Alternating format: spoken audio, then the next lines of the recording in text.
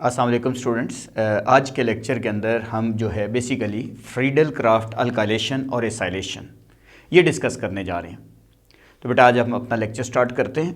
हमारे पास Friedel craft alkylation यानी अगर कहीं पेपर में आ जाए फ्रीडल क्राफ्ट रिएक्शन क्या होता है तो alkylation and acylation of benzene is called Friedel craft reaction.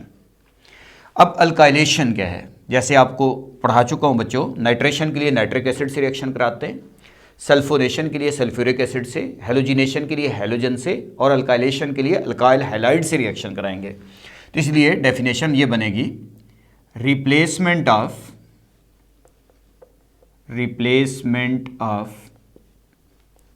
Hydrogen atom by alkyl group is called Friedel-Crafts alkylation. Friedel-Crafts alkylation। अब हम इसका एक रिएक्शन लिखने जा रहे हैं। अगर हम देखें रिएक्शन में तो बेंजीन हमारे पास है। बेंजीन का रिएक्शन हम अल्काइल हैलाइड से कर देते हैं। अल्काइल हैलाइड को जनरल फॉर्म में R सिंगल बॉन्ड X से डिनोट करते हैं और इसमें कैटालिस्ट यूज होगा AlX3। अगर यहाँ पे क्लोरीन है तो AlCl3, यहाँ अगर X की जगह ब्रोमीन है तो AlBr3। बेंजीन के हर कार्बन के पास हाइड्रोजन मौजूद है, ज़रूरत पड़ने पे हम दिखा सकते हैं। यहाँ से हाइड्रोजन हमने इसका दिखा दिया है। इसका जो हाइड्रोजन है इसके नेगेटिव पार्ट से जुड़ जाएगा, HX बना देगा और उसकी जगह अल्काइल ग्रुप जो है वो रिप्लेस हो जाएगा। यहाँ पे हम इसका अल्काइल ग्रुप रिप्लेस कर देंगे तो ये अल्काइल बेंजीन बन गया, प्लस आपके पास बाई प्रोडक्ट में HX बन गया। अब इसको और कैसे लिख सकते थे, अगर हम स्पेसिफिक रिएक्शन को लेके चलें, जैसे मैं आपसे कहता हूँ आप बेंजीन से टोलीन बना दें तो आप बेंजीन का रिएक्शन मिथाइल क्लोराइड या मिथाइल ब्रोमाइड से कर देंगे। और अगर मैं इथाइल बेंजीन कहूँगा तो आप इथाइल क्लोराइड या इथाइल ब्रोमाइड यूज़ करेंगे। और अगर मैं आपसे कहूँगा प्रोपाइल बेंजीन बनाएं तो आप प्रोपाइल क्लोराइड या प्रोपाइल ब्रोमाइड यूज़ कर लेंगे। अब यहाँ पे कैटालिस्ट AlCl3 होगा। बेंजीन से हाइड्रोजन निकल जाएगा, आपको बता दिया है कि हर कार्बन के पास एक हाइड्रोजन मौजूद है। यहाँ से हाइड्रोजन निकाल दें और उसकी जगह जो भी अल्काइल ग्रुप है, लाइक इस वक्त आपके पास मिथाइल है वो लगा दिया। जो यहाँ से हाइड्रोजन निकलेगा इसके Cl से मिल जाएगा, HCl बना देगा, ये प्रोडक्ट बन जाएगी। अब मैकेनिज्म क्या है बेटा, मैकेनिज्म के वही 3 स्टेप। अगर मैं आपसे कहता हूँ इसका मैकेनिज्म लिखें, मैकेनिज्म। अब मैकेनिज्म के 3 स्टेप वही हैं, जैसे पहला स्टेप फॉर्मेशन ऑफ इलेक्ट्रोफाइल, दूसरा स्टेप हमारे पास अटैक ऑफ इलेक्ट्रोफाइल, तीसरा स्टेप लॉस ऑफ प्रोटॉन, जो हम प्रीवियस लेक्चर में ऐसे पढ़ते आ रहे हैं। तो स्टेप नंबर 1 इसकी हेडिंग है फॉर्मेशन ऑफ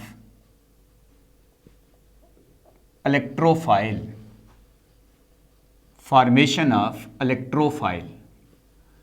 अब इलेक्ट्रोफाइल कैसे बनेगा, हमें पता है कि जो रिएजेंट होता है, रिएजेंट बेंजीन के साथ रिएक्ट करने वाला रिएक्टेंट है, उसका रिएक्शन कैटालिस्ट से करना होता है। उसका नेगेटिव पार्ट इधर जोड़ दें तो हमारे पास इस वक्त रिएजेंट है, क्योंकि हम स्पेसिफिक रिएक्शन का मैकेनिज्म लिख रहे हैं, तो मिथाइल क्लोराइड और कैटालिस्ट जो एरो पे हमने लिखा हुआ है AlCl3। आपको पता है ये रिएक्शन में हिस्सा लेता है, at the end of reaction वापस भी आता है।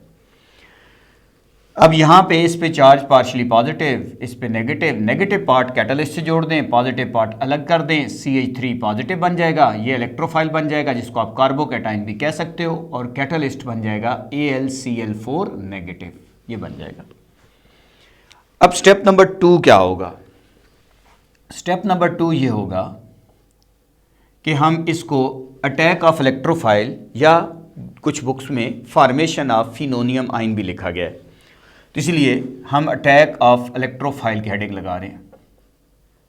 अटैक ऑफ इलेक्ट्रोफाइल, जो पहले स्टेप में इलेक्ट्रोफाइल बना है वो बेंजीन के ऊपर अटैक कर देगा। क्योंकि आप इस रिएक्शन का मैकेनिज्म लिख रहे हो बेटा, ये वाला रिएक्शन है, हम इस रिएक्शन का मैकेनिज्म लिख रहे हैं, तो हम इलेक्ट्रोफाइल का अटैक दिखा देंगे। तो यहाँ पे हमारे पास बेंजीन उसी तरीके से लिख देंगे, यहाँ डबल बॉन्ड, इधर डबल बॉन्ड, यहाँ डबल बॉन्ड, CH3 पॉजिटिव। हालांकि ये इलेक्ट्रोफाइल इन पाई इलेक्ट्रॉन पे अटैक कर रहा है, एरो की डायरेक्शन इलेक्ट्रॉन रिच से इलेक्ट्रॉन डेफिशिएंट की तरफ होती है। अटैक हालांकि वो CH3 पॉजिटिव कर रहा है। आप समझ लें कि यहाँ से जब ये इलेक्ट्रॉन, ये पाई इलेक्ट्रॉन है, 2 इलेक्ट्रॉन है, यहाँ से इस कार्बन से मूव करके इधर जाएंगे, यानी जैसे ही बॉन्ड ऐसे मूव करेगा, इस कार्बन पे पॉजिटिव आएगा और इस पे नेगेटिव आएगा।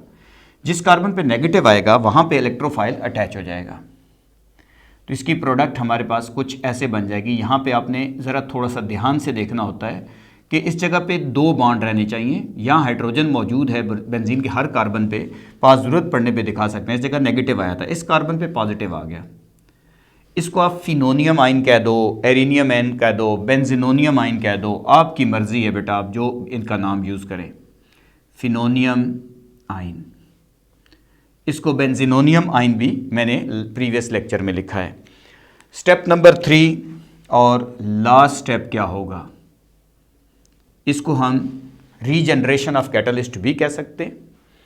रीजनरेशन ऑफ कैटलिस्ट के अलावा बच्चों इसको हम लॉस ऑफ प्रोटॉन भी कहते हैं। तो हमारे पास नेक्स्ट स्टेप है loss of proton. Loss of proton, अब हमारे पास लॉस ऑफ प्रोटॉन के लिए अगर हम इसमें देखें तो जो पहले स्टेप में नेगेटिव चीज़ बनती है वो इसके प्रोटॉन के ऊपर अटैक कर देगी। उसी को सेकंड स्टेप की प्रोडक्ट को दोबारा बना दिया, फिनोनियम आइन दोबारा ऐसे ही बना दिया है। और फर्स्ट स्टेप में नेगेटिव चीज़ क्या फॉर्म हुई है, AlCl4 नेगेटिव, AlCl4 नेगेटिव। इसका नेगेटिव पार्ट इसके प्रोटॉन पे अटैक करेगा। जैसे ही प्रोटॉन पे अटैक करेगा तो ये हाइड्रोजन, कार्बन का इलेक्ट्रॉन और हाइड्रोजन का इलेक्ट्रॉन दोनों मिलकर यहाँ वापस डबल बॉन्ड फॉर्म कर देंगे। अब ये नेगेटिव पॉजिटिव पे अटैक क्यों नहीं कर रहा, ये पॉजिटिव चार्ज डीलोकलाइज कर रहा है बच्चों। अभी ये यहाँ पे मौजूद है, ये पाई इलेक्ट्रॉन अट्रैक्ट होंगे, यहाँ डबल बॉन्ड बनेगा, पॉजिटिव इधर आएगा। फिर ये पाई इलेक्ट्रॉन इधर अट्रैक्ट होंगे तो डबल बॉन्ड इधर बनेगा, पॉजिटिव इधर मूव कर जाएगा। इससे कहते हैं सिग्मा कम्प्लेक्स, यानी हाफ रिंग में डीलोकलाइजेशन होगी, पॉजिटिव चार्ज ऐसे मूव करना शुरू कर देगा। इस तरह का हमारे पास हाफ रिंग में डीलोकलाइजेशन होना शुरू हो जाएगी, इससे बोलते हैं सिग्मा कम्प्लेक्स। ये सिग्मा कम्प्लेक्स की वजह से स्टेबल है, इसलिए इस पॉजिटिव अटैक नहीं हो सकता। अब हमारे पास इसकी जो प्रोडक्ट बनेगी वो प्रोडक्ट ये बनेगी कि इस जगह पे वापस बेंजीन आ जाएगा, उसका डबल बॉन्ड वापस आ जाएगा, हाइड्रोजन यहाँ से क्योंकि रिमूव हो चुका है, CH3 आ गया, ये जो H है इसके Cl से मिल जाएगा, HCl बना देगा, और कैटलिस्ट AlCl3 उसी तरीके से वापस आ जाएगा। इसको रीजनरेशन ऑफ कैटलिस्ट इसलिए बोलते हैं। अब बच्चों पेपर में और क्या हो सकता है, पेपर में ये कह सकता है कि आप बेंजीन से टोलीन बनाएं, इसको तो टोलीन बोलते हैं बेटा। मिथाइल बेंजीन का जो स्पेशल नेम है वो टोलीन है, इस नाम से इसको आपने पहचानना है। एक और बच्चों ये हो सकता है कि मैं आपसे कहूँ बेंजीन से आप मुझे क्यूमीन बना दें, क्यूमीन, आइसोप्रोपाइल बेंजीन को क्यूमीन बोलते हैं बेटा। ये देखो आप रिंग भी लगा सकते हो रिएक्शन के अंदर, मैकेनिज्म में रिंग नहीं लगा सकते क्योंकि एक बॉन्ड कम हो जाता है वहाँ पे सेकंड स्टेप में, तो इसलिए रिंग लगाना गलत होगा। इसको हम आइसोप्रोपाइल बेंजीन या क्यूमीन कहते हैं। अगर ये बनाने को कहेगा तो आपको यहाँ पे क्या कैटलिस्ट यूज़ करना पड़ेगा, इस जगह पे क्या यूज़ करें, आप 2 क्लोरोप्रोपेन यूज़ कर लें। यानी आप इस जगह पे अगर ये यूज़ कर लें CH3CH, इधर आ जाएगा Cl CH3, तो आपके पास ये वाला यूज़ करने पे प्रोडक्ट ये आएगी। तो ये हमारे पास फ्रीडल क्राफ्ट अल्काइलेशन हो गया। अब बच्चों हम फ्रीडल क्राफ्ट एसाइलेशन पढ़ने लगे हैं, पहले आप इसका स्क्रीनशॉट ले लें। अब हम नेक्स्ट सेकंड, उम्मीद है कि आपने स्क्रीनशॉट बच्चों इसका ले लिए। अब हम इसी में कन्वर्ट करते हैं बेटा, इसलिए वो हेडिंग ऐसे ही रहेंगी। तो मैं आपके सामने इसका फ्रीडल क्राफ्ट एसाइलेशन डिस्कस करने जा रहा हूँ, सेकंड पार्ट। आपको पता है अगर आ जाए पेपर में फ्रीडल क्राफ्ट रिएक्शन पे नोट लिखें तो दोनों लिखने पड़ेंगे। तो हमारे पास सेकंड है फ्रीडल क्राफ्ट एसाइलेशन। देखो बच्चों, नाइट्रेशन के लिए नाइट्रिक एसिड से रिएक्शन कराया, सल्फोनेशन के लिए सल्फ्यूरिक एसिड से, हेलोजिनेशन के लिए हेलोजन से, अल्काइलेशन के लिए अल्काइल हैलाइड से, तो एसाइलेशन के लिए एसिड हैलाइड से रिएक्शन कराएंगे। अब हम इसका रिएक्शन लिखते हैं, पहले डेफिनेशन लिख लेते हैं। डेफिनेशन है replacement of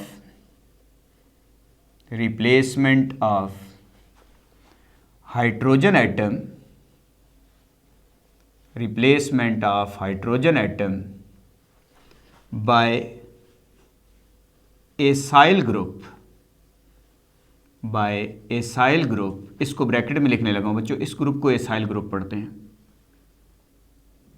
replacement of hydrogen atom by acyl group is called Friedel-Crafts acylation, Friedel-Crafts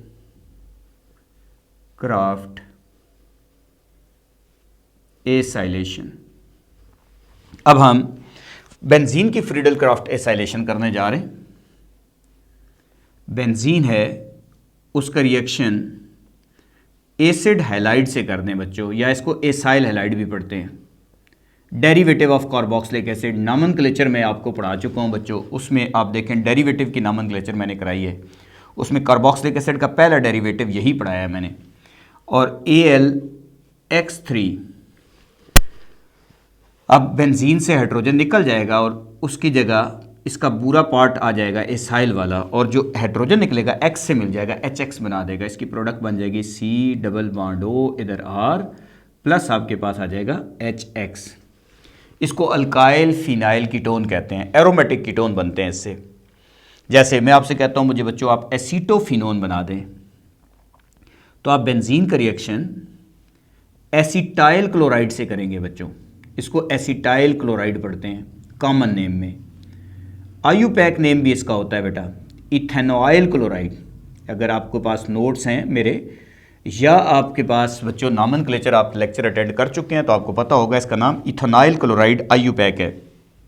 इसमें कैटलिस्ट यूज होगा AlCl3, बेंजीन से हाइड्रोजन निकल जाएगा और उसकी जगह ये आपके पास अल्काइल ग्रुप जुड़ जाएगा, यहाँ पे C double bond O CH3 हो जाएगा, इसको मिथाइल फिनाइल कीटोन भी कहते हैं, साथ HCl बन जाएगा। मिथाइल फिनाइल कीटोन के अलावा ज़्यादातर नाम इसको इस नाम से जाना जाता है, एसीटोफिनोन।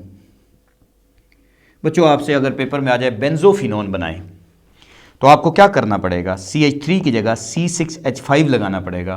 तो इसलिए अगर इधर भी फिनाइल हो, C डबल बॉन्ड हो, C6H5 इधर लगाओ तो उसे बेंजोफिनोन पढ़ते हैं।